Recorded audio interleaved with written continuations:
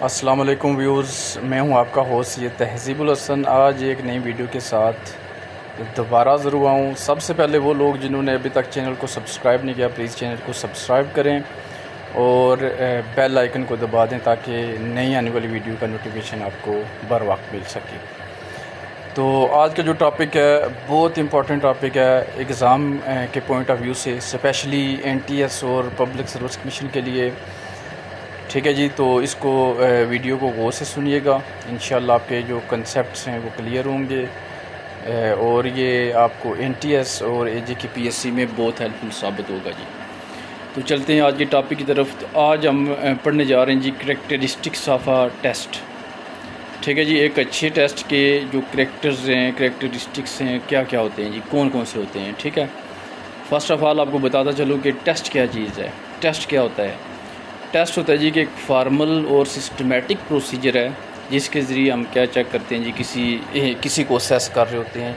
ठीक है, किसी चीज़ को असेस करते हैं किसके थ्रू? उस टेस्ट के थ्रू। ठीक है, इसके अलावा आप कह सकते हैं जी कि टेस्ट क्या होता है जी, सम ऑफ क्वेश्चन। ठीक है जी, सम ऑफ क्वेश्चन इसको क्या कहते हैं जी, टेस्ट कहते हैं जी। ठीक है, तो जैसे कि आपको पता है कि आप एग्ज़ाम के दौरान भी टेस्ट ले रहे होते हैं, ड्यूरिंग स्टडी एक टेस्ट ले रहे हैं जी। ठीक है, तो ये क्या कर रहे हैं, आप असेस कर रहे होते हैं कि बच्चों ने कितना अचीव किया है। ठीक है जी, वो जो गोल्स हैं उनकी कितनी अचीवमेंट हुई है, तो ये मैं कौन बताता है? टेस्ट बताता है। तो चलते हैं जी करैक्टरिस्टिक्स ऑफ अ टेस्ट। तो 4 मेन करैक्टर्स हैं। ठीक है, एक अच्छे टेस्ट के। एक है जी वैलिडिटी, दूसरा है जी रिलायबिलिटी, ऑब्जेक्टिविटी एंड यूज़ेबिलिटी। ठीक है जी, तो ये 4 मेन करैक्टर हैं टेस्ट के जी। ठीक है, फर्स्ट ऑफ ऑल आपके पास है जी वैलिडिटी। ये क्या चीज़ है? ठीक है जी, validity is the degree to which a test measure what it suppose to measure. ठीक है जी, वैलिडिटी से मुराद है कि जो चीज़ हमने मालूम करनी है या जिसके बारे में हमने देखना है तो उसी के बारे में पूछें, उसी के बारे में जानें। ठीक है जी, एक और डेफिनेशन है जी कि validity is a degree to which a test measure what is suppose to measure. मिसाल के तौर पर आप कहते हैं जी कि हम देखना चाहते हैं जी कि कौन सा बंदा अच्छा तैर सकता है। ठीक है, तो अब जब आप उन बंदों की शर्त लगाएंगे, उन्हें कहेंगे कि तैरें, तो एक बंदा दरख्त पे चढ़ जाए। ठीक है, तो ये क्या है? अब वैलिड नहीं है। ठीक है, वैलिड ही नहीं है कि हम तैरने के लिए स्विमिंग चाहिए। ठीक है, पानी के अंदर रहना चाहिए, ये ना हो कि दरख्त पे चढ़ जाएँ। क्लाइंबिंग नहीं चाहिए। ठीक है, तो ये वैलिड नहीं है। ओके जी, तो ये वैलिडिटी है, यानी जो चीज़ आप मेजर करना चाहते हैं वही वो what is suppose to measure. ठीक है, जो आप मेजर करना चाहते हैं उसी के रिलेटेड हो, उसी के बारे में हो, तो ये क्या है जी, वैलिडिटी है। ठीक है। स्टूडेंट्स, ये क्वेश्चन आता है जी कि इसी तरह यही स्टेटमेंट मैक्सिमम आती है कि validity degree to which a test measure what is suppose to measure, तो हमें फौरी पता चल जाता है कि ये क्या वैलिडिटी है। ठीक है जी, नेक्स्ट चलते हैं types of validity. Types of validity 2 main types हैं जी, एक कंटेंट रिलेटेड वैलिडिटी है और एक क्राइटेरियन रिलेटेड वैलिडिटी है। ठीक है जी, कंटेंट रिलेटेड जो वैलिडिटी है इसका दूसरा नाम है फेस वैलिडिटी। ठीक है जी, फिर आपको बताता चलूँ 2 हैं, कंटेंट रिलेटेड और क्राइटेरियन रिलेटेड। कंटेंट के अंदर जो है वो कंटेंट और फेस वैलिडिटी या कंस्ट्रक्ट वैलिडिटी आ जाती है। ठीक है, जबकि क्राइटेरियन के अंदर कंकरेंट वैलिडिटी और जो प्रिडिक्टिव वैलिडिटी ये आ जाती है। ठीक है जी, फर्स्ट ऑफ ऑल हम देखते हैं जी कंटेंट रिलेटेड वैलिडिटी। जो कंटेंट या फेस वैलिडिटी है वो क्या चीज़ है जी। ठीक है जी, कंटेंट रिलेटेड वैलिडिटी पहली जो किस्म है, a degree to which a test measure intended content area, ability of the test to cover all content. जैसा कि नाम से पता चल रहा है कंटेंट वैलिडिटी है या फेस वैलिडिटी है, इसमें हमने जो कंटेंट है वो सारा के सारा लेना है। ठीक है, मिसाल के तौर पर आप बायोलॉजी का टेस्ट ले रहे हैं, 9 चैप्टर्स हैं। ठीक है, तो आपने 9 चैप्टर से क्या करना है जी, डेटा लेना है। ठीक है, डेटा लेके तो उसको क्या करना है, वहाँ से आपने टेस्ट बनाना है। ये ना हो कि आप 2 चैप्टर से टेस्ट ले लें, 2 चैप्टर से टेस्ट बना लें, डेटा ले लें, ठीक है, कंटेंट ले लें, तो ये जो है ये फिर कंटेंट वैलिडिटी के जो कंसेप्ट है, ठीक है, उसको क्या करता है जी, कवर नहीं कर रहा होता। तो कंटेंट वैलिडिटी या फेस वैलिडिटी होती है जी कि जो हमने जितना हमारा कोर्स है, जितने हमारे टेस्ट चैप्टर्स हैं, उन्हीं के अंदर से सब को क्या करना है जी, सबसे सिंपल लेना है जी। ठीक है, यानी पूरे कंटेंट को क्या करे जी, मैयर करे। ठीक है, ये जो टेस्ट हम बना रहे हैं उस पूरे कंटेंट को मैयर करे, यानी एक पहले चैप्टर से भी क्वेश्चन हो, दूसरे से तीसरे से, यानी 9 तक जो भी 9 क्वेश्चन है उनमें से सारा डेटा हमने लेना है, सब को मैयर करना है। ठीक है, ये नहीं है कि सिर्फ 2 चैप्टर से पेपर बना लिया। Ability of a test to cover all content. ठीक है जी, तो ये कंटेंट रिलेटेड वैलिडिटी के अंदर आ जाता है कि अच्छा टेस्ट वो होगा, ठीक है, जो क्या करे जी, पूरा जो कंटेंट है, ठीक है, उसको कवर करे। ठीक है जी, नेक्स्ट है जी, for this purpose table of specification is used if test does not cover all content it will show poor content validity. तो हमें पता है जी, कंटेंट वैलिडिटी के लिए हम टेबल ऑफ स्पेसिफिकेशन यूज़ करते हैं। अगर आप बोर्ड की असेसमेंट स्कीम देखें तो वहाँ पे लिखा होता है जी कि चैप्टर 1 है, ठीक है जी, इंट्रोडक्शन टू बायोलॉजी, इसमें से एक MCQ आएगा, एक शॉर्ट क्वेश्चन आएगा, ठीक है, एक इसमें से लॉन्ग जूस आएगी, ठीक है, 3 शॉर्ट क्वेश्चन आएंगे, एक MCQ आएगा। तो उसमें भी फिर आगे उसने बयान किया होता है जी कि ये नॉलेज का होगा, ये अंडरस्टैंडिंग का होगा, ठीक है, ये कंप्रीहेंशन का होगा, यानी वो पूरा A to Z उसमें उसने पूरा टेबल ऑफ स्पेसिफिकेशन के अंदर बताया होता है। टेबल ऑफ स्पेसिफिकेशन जो है ये पूरे कंटेंट एरिया को हमें क्या करता है जी, बता देता है कि इस चैप्टर से ये इतने नंबर लेने हैं, इस चैप्टर से इतने लेने हैं, इस चैप्टर से इतने लेने हैं। ठीक है, तो ये इसको पूरा क्या कर लेता है, कवर कर लेता है। इसलिए हम कंटेंट वैलिडिटी के अंदर टेबल ऑफ स्पेसिफिकेशन को क्या करते हैं जी, ज़्यादा यूज़ करते हैं जी। ठीक है जी, तो ये हमारे पास थी कंटेंट या फेस वैलिडिटी। ठीक है, नेक्स्ट चलते हैं जी, कंटेंट रिलेटेड वैलिडिटी की दूसरी किस्म कौन सी है जी। नेक्स्ट है जी construct validity. We construct, assume, hypothesize some level or skill in student and verify that assumption through test। ठीक है जी, हम अज्यूम कर लेते हैं, हम हाइपोथेसिस डेवलप कर लेते हैं उस बारे में। ठीक है जी, हाइपोथेसिस डेवलप कर लेते हैं, ठीक है, स्टूडेंट स्किल के बारे में, और फिर हम उनको क्या करते हैं जी, टेस्ट के ज़रिए मैयर करते हैं। ठीक है, अगर वो बच्चे क्या करते हैं जी, उस पर वो पूरा उतरते हैं, तो हम क्या कहते हैं जी कि ये कंस्ट्रक्ट वैलिडिटी है। ठीक है, ये टेस्ट जो है ये, ठीक है, क्या कर रहा है, उनकी जो कंस्ट्रक्ट, उनकी जो लेवल है, ठीक है, ये सारा, और स्पेशली इसके अंदर जो आ जाता है इंटेलिजेंस आ जाती है, स्किल्स आ जाते हैं वगैरह वगैरह, उनको ये मैयर कर रहा है। तो ये क्या है जी, कंस्ट्रक्ट वैलिडिटी है। ठीक है, ये टेस्ट की एक खसूसियत है, कौन सी, कंस्ट्रक्ट वैलिडिटी। ठीक है, इसमें हम बच्चों के बारे में अजम्पशन, हाइपोथेसिस क्या करते हैं जी, कंसीडर कर लेते हैं, उनके बना लेते हैं, और फिर टेस्ट के ज़रिए उनको क्या करते हैं, मैयर करते हैं कि ये बच्चा इतना इंटेलिजेंट है, ठीक है, तो ये इतने नंबर लेगा। तो हम जब टेस्ट वो लेते हैं तो उसमें वो इतने नंबर ले लेता है। ठीक है, तो ये क्या है जी, कंस्ट्रक्ट वैलिडिटी। ठीक है, ये थी हमारे पास कंटेंट रिलेटेड वैलिडिटी 2 हो गई हैं जी। ठीक है, तीसरा चलते हैं जी, क्राइटेरियन रिलेटेड। अब ये दूसरी किस्म है, एक कंटेंट थी उसकी हमने 2 पढ़ी हैं, अब क्राइटेरियन रिलेटेड वैलिडिटी है। इसकी जो पहली टाइप है वो है जी कंकरेंट वैलिडिटी। ठीक है जी, कंकरेंट वैलिडिटी क्या है जी, score of a test are compared with some already measured और एस्टेब्लिश्ड टेस्ट। ठीक है जी, जो स्कोर ऑफ टेस्ट हैं जी, ठीक है, इनको हम क्या करते हैं, कंपेयर करते हैं ऑलरेडी मैयर्ड। ठीक है, मिसाल के तौर पर हम जब स्कूल जाते हैं, नया टीचर स्कूल जाता है, उसको टीचर बताते हैं जी कि ये बच्चा जो है बहुत लायक है, क्योंकि वो ऑलरेडी उससे टेस्ट ले चुके होते हैं। ठीक है, उसको उनको पता होता है कि ये बच्चा देखें बहुत लायक है, जिसका जो IQ लेवल है 140 से ऊपर है। ठीक है, तो हम जब टेस्ट बनाएंगे तो उसमें भी वो उसी तरह की क्या करता है जी, परफॉर्मेंस दे रहा होता है, तो वाकई हम कहते हैं कि ये वाकई बच्चा क्या करता है जी, बहुत ही उम्दा जा रहा है। ठीक है, तो उससे हम क्या करते हैं, इसको कंपेयर कर रहे होते हैं, तो इसको हम क्या कहते हैं, कंकरेंट वैलिडिटी कहते हैं। ठीक है, नेक्स्ट जी, क्राइटेरियन रिलेटिव वैलिडिटी की दूसरी किस्म है predictive validity.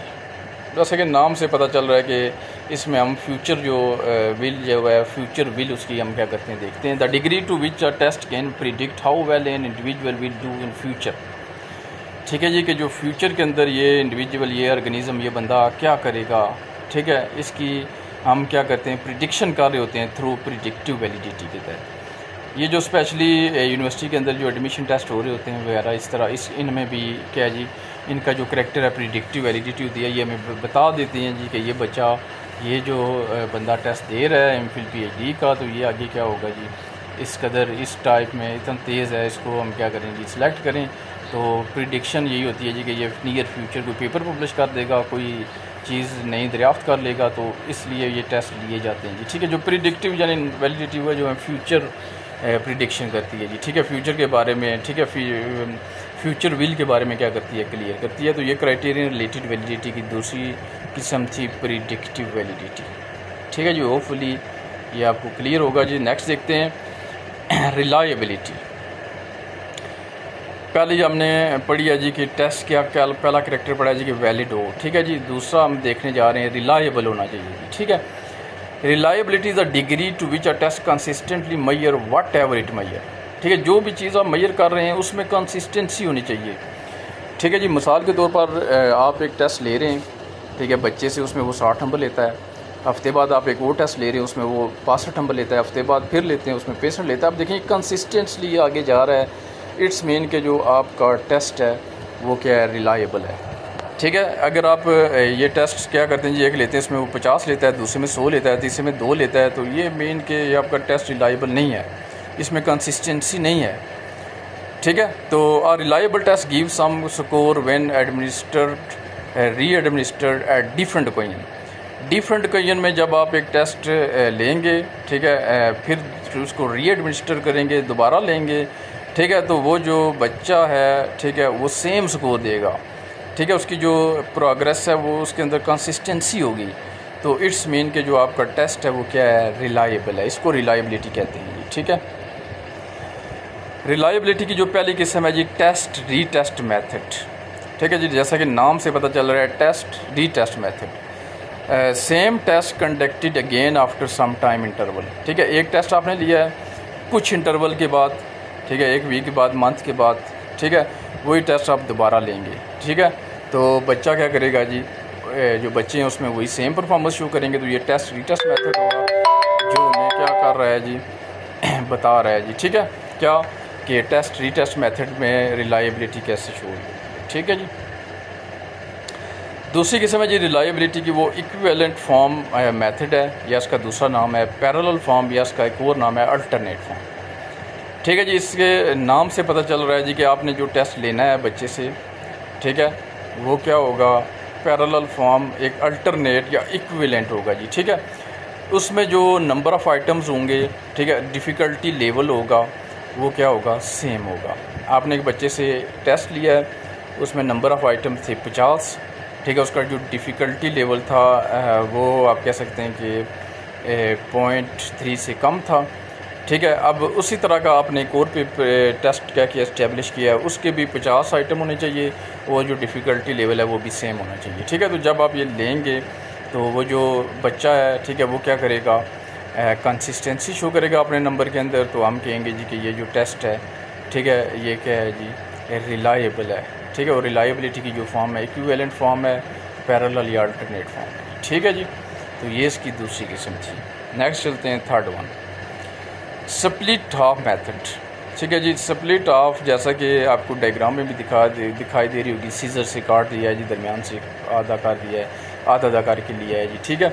Split half method है जी। इसमें हम क्या करते हैं जी, जो टेस्ट ले रहे होते हैं उसको 2 हिस्सों में कन्वर्ट कर देते हैं, 2 हिस्सों में तब्दील कर लेते हैं, और उसको हम क्या करते हैं, अप्लाई करते हैं जी, ठीक है।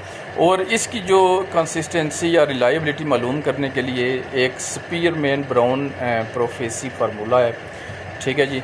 इसको हम क्या करते हैं, यूज़ करते हैं जी, ठीक है। जो हमें क्या बताता है कि कितना परसेंट या स्प्लिट हाफ में कितनी रिलायबिलिटी है, ठीक है। इसमें 2 reliability of the half test, फिर 1 प्लस रिलायबिलिटी ऑफ, ये फार्मूला है जी। इसमें इसको हम क्या करते हैं, स्प्लिट हाफ मेथड में इसको यूज़ करते हैं, ठीक है जी। ये नाम याद रखें, Spearman brown prophecy formula. I think ये किसी पब्लिक सर्विस कमीशन के टेस्ट में भी आया हुआ है, ठीक है जी। तो ये तीसरी किस टाइप्स थी किसकी, रिलायबिलिटी की। नेक्स्ट चलते हैं जी, लास्ट जो टाइप है रिलायबिलिटी की, वो इंटरनल कंसिस्टेंसी प्रोसीजर है जी, ठीक है। Measure of reliability use to evaluate the degree to which different item that prove the same construct produce similar result, ठीक है जी। तो इसमें हम क्या कहते हैं, इंटरनल कंसिस्टेंसी प्रोसीजर है जी, ठीक है। जो ऑर्गेनिज्म की जो इंटरनल कंसिस्टेंसी है उस टेस्ट में अपीयर होने की, और उस टेस्ट में कंसिस्टेंसली नंबर लेने की, ठीक है। तो ये जो पूरा प्रोसीजर होगा इसके अंदर, ठीक है, इसको हम इंटरनल कंसिस्टेंसी कहते हैं, ठीक है। तो इसको चेक करने के लिए हम क्या करते हैं जी, कूडर रिचर्डसन फार्मूला, ठीक है, कूडर रिचर्डसन फार्मूला ये यूज़ करते हैं इंटरनल कंसिस्टेंसी प्रोसीजर को देखने के लिए, मापने के लिए जी, ठीक है।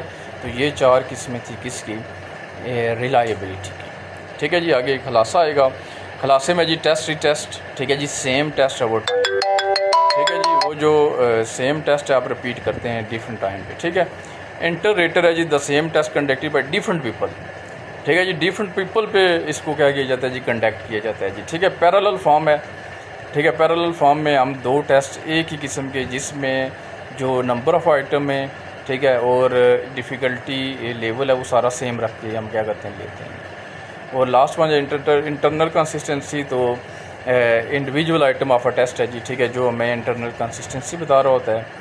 और कुडर रिचर्डसन जो फार्मूला है इसके लिए हम क्या करते हैं, यूज़ करते हैं जी, ठीक है। ये हमारे पास थी रिलायबिलिटी। फ़र्स्ट ऑफ़ ऑल हमने देखा है जी टेस्ट क्या कैरेक्टर है, कौन सा, वैलिडिटी। दूसरा कौन सा आ गया, रिलायबिलिटी। थर्ड वन पे चलते हैं जी। थर्ड वन है हमारे पास ऑब्जेक्टिविटी। अब ऑब्जेक्टिविटी क्या है जी, the objectivity of a test refer to the degree to which equally competent score obtain the same result, ठीक है जी। अब एक क्लास पे आप जब क्या करते हैं, कोई टेस्ट अप्लाई करते हैं, तो वहाँ पे जो कॉम्पिटेंट्स बैठे हुए हैं, कॉम्पिटेंसी शो करने के लिए जो स्टूडेंट्स बैठे हुए हैं, वो क्या करें, इक्वली परफॉर्म करें, ठीक है। आपकी क्लास में दो बच्चे हैं टॉप पर, उनका IQ 140 से ज़्यादा है, तो वो क्या करेंगे, उस टेस्ट के अंदर इक्वली क्या करेंगे, परफॉर्म करेंगे, ठीक है। और ये टेस्ट, इस टेस्ट के अंदर ऑब्जेक्टिविटी होगी, इसको समझिएगा जी प्लीज़, ठीक है जी। ऑब्जेक्टिविटी तभी होगी, ऑब्जेक्टिविटी होगी तो तभी उनके जो टेस्ट हैं वो इक्वली क्या होंगे, मीन्स के आप कह सकते हैं कि इक्वली वो उसमें क्या करेंगे, मार्क्स लेंगे, ठीक है। अब देखें, ये आप दो बच्चों से ऐसे टाइप, ठीक है, या सब्जेक्टिविटी जिसके अंदर वो टेस्ट लेते हैं, तो उनके क्वेश्चन आगे पीछे, उनके जो आंसर है, ठीक है, उनके जो मार्क्स मिलेंगे वो क्या होंगे, आगे पीछे हो सकते हैं, ठीक है, एग्जैक्ट नहीं हो सकते। लेकिन ऑब्जेक्टिविटी जब होगी, MCQ टाइप्स है, तो इसके अंदर क्या है जी, जो गलती करने की जो शर्रा है या जो इसमें आउटर फैक्टर हैं वो कम से कम इन्वॉल्व होते हैं, ठीक है। ऑब्जेक्टिव में अगर एक बच्चे ने 11 ठीक किए, उसको 11 नंबर होंगे, उसी का जो कम्पिटेंट होगा, जो कंपटीशन में होगा उस बंदे के, वो भी 11 अगर ठीक आता है तो उसके भी 11 हो गए। उसके बरक्स आप देखें, सब्जेक्टिविटी है अगर, तो बच्चा क्या करेगा जी, एक लॉन्ग क्वेश्चन लिखेगा, उसने अपना कंसेप्ट लिखा है, दूसरे ने अपना लिखा है, तो उनके नंबर में क्या होगा, डिफरेंस होगा, कंसिस्टेंसी नहीं होगी। लिहाजा टेस्ट की एक बहुत ज़बरदस्त आप कह सकते हैं कि करैक्टर है जिसको ऑब्जेक्टिविटी कहते हैं। और ऑब्जेक्टिविटी ज़्यादा हमें MCQ टाइप्स जो क्वेश्चन है उनमें मिल रही है, क्योंकि उसमें जो एक्सटर्नल फैक्टर हैं वो बहुत कम इफ़ेक्ट कर रहे होते हैं। लिहाजा बच्चों का जो IQ लेवल है, इक्वली कॉम्पिटेंट स्कोर जो हैं वो हमें कंसिस्टेंटली मिल रहे होते हैं, ठीक है जी, कंसिस्टेंटली वो हमें मिल रहे होते हैं, इसको ऑब्जेक्टिविटी कहते हैं जी। स्टैंडर्डाइज्ड एप्टीट्यूड टेस्ट है वह हाई लेवल ऑफ ऑब्जेक्टिविटी। जो स्टैंडर्डाइज्ड और एप्टीट्यूड टेस्ट हैं, ठीक है, इनके अंदर, ठीक है, जो हाई लेवल ऑफ ऑब्जेक्टिविटी क्या की जाती है, रखी जाती है, ठीक है जी, शामिल होती है। एप्टीट्यूड टेस्ट जो हमें क्या कहते हैं जी, फ्यूचर प्रिडिक्शन के बारे में बता रहा है जी, फ्यूचर पोटेंशियल के बारे में बताता है, ठीक है जी। तो इनके अंदर हम क्या करते हैं जी, ऑब्जेक्टिविटी रखते हैं, ताकि जो आउटर आप कह सकते हैं कि फैक्टर्स हैं वो इफ़ेक्ट ना करें, और हमें IQ लेवल बच्चे का क्या है जी, क्लियरली मालूम हो सके, ठीक है। इसको कहते हैं जी objectivity. Third last fourth one है जी हमारे पास यूज़बिलिटी। लास्ट वन है जी fourth one, usability. It is the quality of a test to administered conduct easily for required purpose, ठीक है, अ यूजेबल टेस्ट, ठीक है जी। मिसाल के तौर पर आप एक टेस्ट ले रहे हैं लाहौर के अंदर, ठीक है, तो आप इजीली उसको क्या कर सकें जी, अप्लाई कर सकें कराची के अंदर, पिंडी के अंदर। यूज़बिलिटी उसके अंदर क्या होनी चाहिए, ज़्यादा से ज़्यादा होनी चाहिए, ठीक है, यानी वो इतना यूज़बिलिटी है उस टेस्ट के अंदर कि वो किसी भी जगह आप कहाँ भी इजीली आपको ले सकते हैं, ठीक है। ईज़ ऑफ एडमिनिस्ट्रेशन हो, इजीली आप उसको एडमिनिस्टर कर सकें।